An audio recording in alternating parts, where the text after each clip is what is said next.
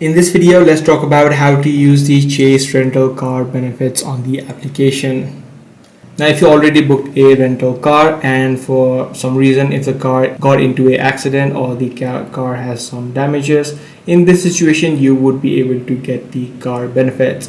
First of all, you need to book the car rental and then you need to decline the coverage. So head over to the benefits and rewards section by heading over to the credit card, and as I said, you need to decline the rental company's damage waiver. Now, before you can claim the benefits, you'll need to pay for the entire rental with your Chase credit card or with the Chase Ultimate Rewards points, and you need to decline the collision damage waiver or the loss damage waiver at the rental counter.